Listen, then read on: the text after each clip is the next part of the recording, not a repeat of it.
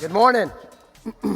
Wow, this is incredible. It gives me a lot of pleasure to be the first AppDynamo to officially welcome you to our second annual AppSphere here in Las Vegas, AppSphere 2015. Welcome. Thanks for coming all this way and spending some time with us. Over the next few days, we've got three real key objectives for you to get out of the show. We want you to be educated and enabled, so we've got plenty of training I'll talk about here in a second. We want you to network. You know, I was at a dinner last night, and there were several folks there from large companies that some of them weren't in the same industry, but what they found at dinner was they had the same issues. And so, at the end of dinner, they agreed to exchange information and network with each other because there's things they can solve together.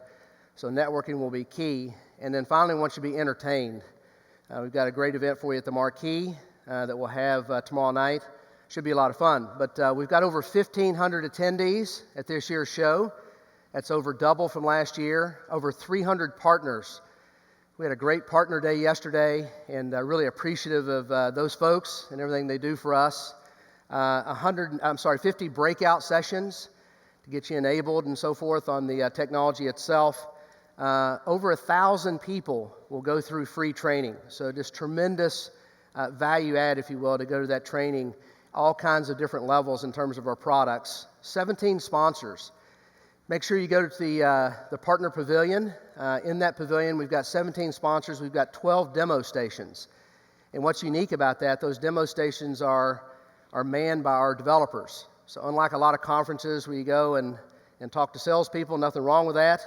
I'm a salesperson myself, so I'm not saying that's a bad thing, but to actually go and talk to a developer, the person who writes the code, and most importantly for us, give them your feedback. Tell them how you're using our product, what it can do better, where some of the gaps are, because they'll take that information back and a lot of times do something about it. But we've interspersed the partners and our demo stations with our developers to give you a great experience. Make sure you stop by there tonight. And that's just the beginning. So we've got just I think a world-class show for you over the next few days. We really, really appreciate you coming all this way. I promise you that in return, we'll make it worth your while. So without further ado, what I want to do is bring up and introduce our new CEO and president. David Wadhwani joined about 2 months ago from Adobe. And at Adobe, he ran about $3.5 billion of their $5 billion business. But more importantly, he went through the journey that many of you are going through. He took Adobe from shipping CDs in boxes to transforming it to a digital company that does business online. As a result of that, he took Adobe's market cap under his leadership in that area, and Adobe as a company went from $8 billion to $44 billion.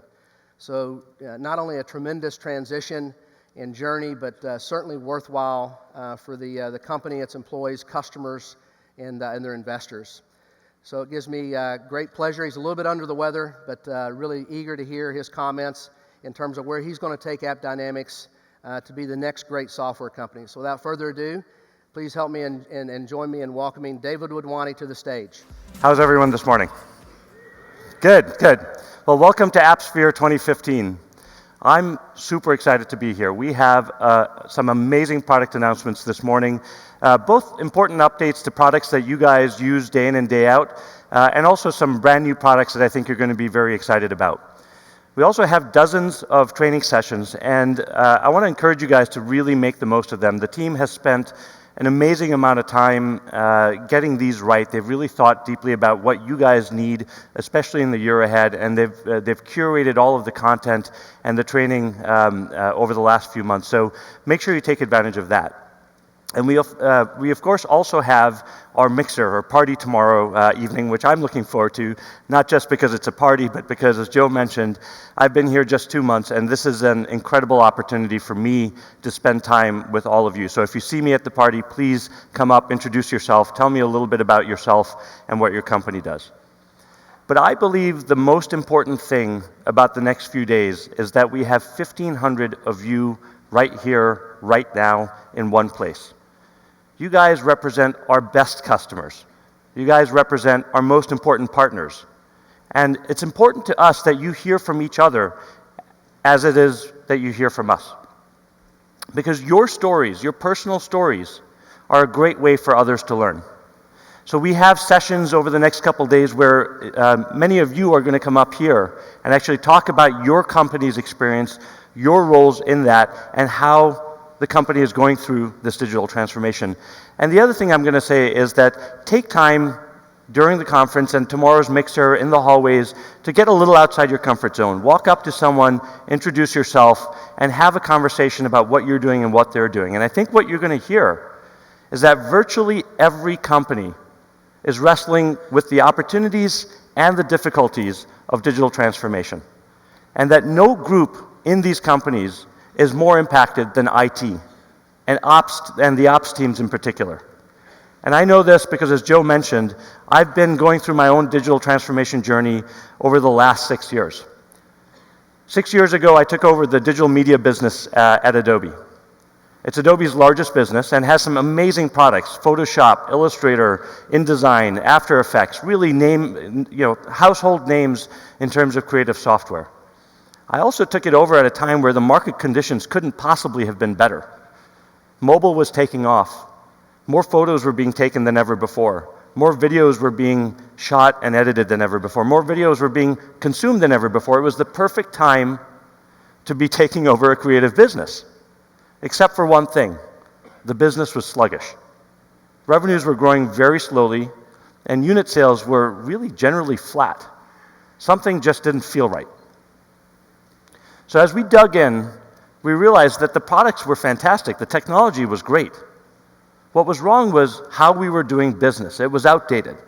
We were shipping products every 18 months.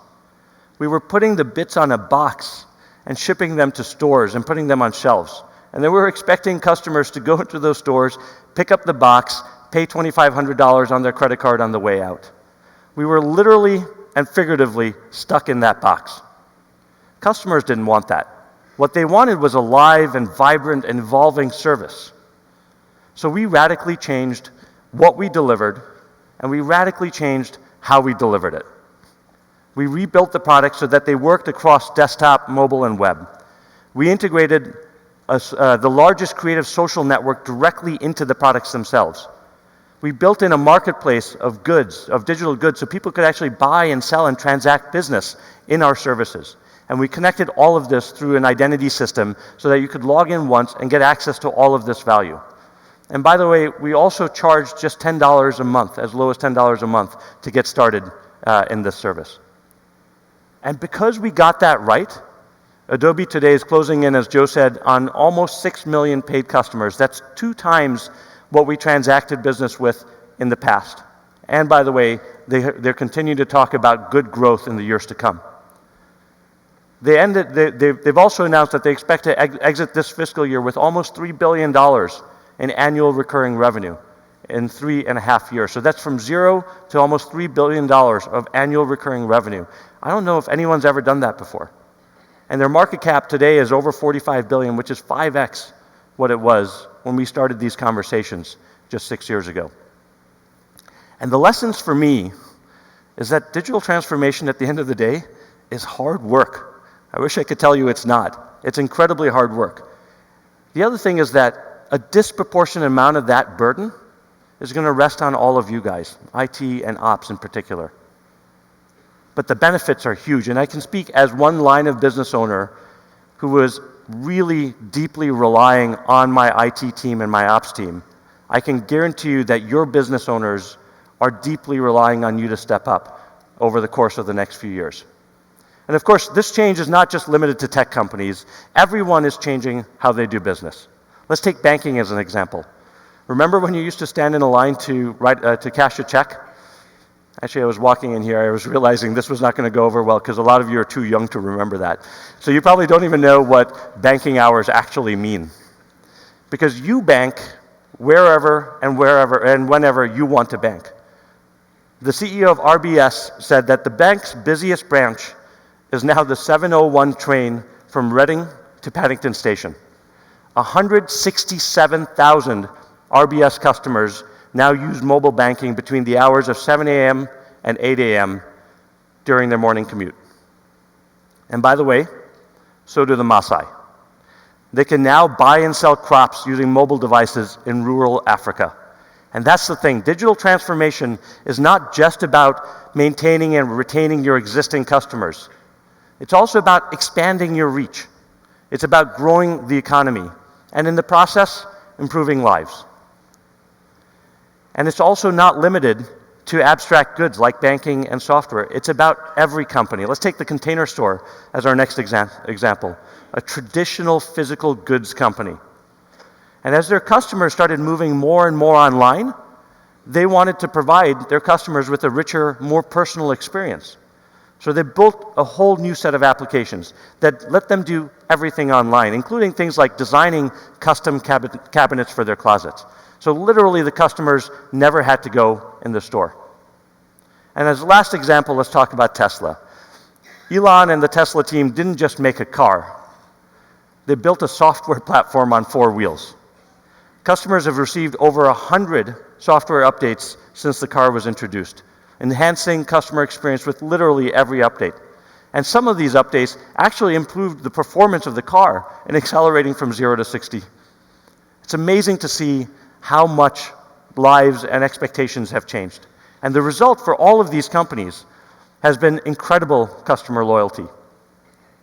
And of course, those are just a few examples. There are literally thousands more, including many of your companies, who are going through their own digital transformation journey.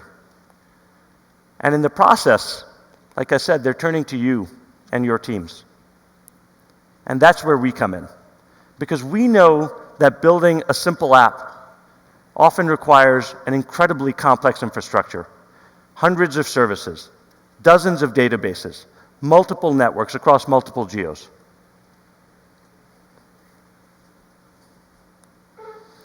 And that launching that app isn't the finish line. It's just the beginning.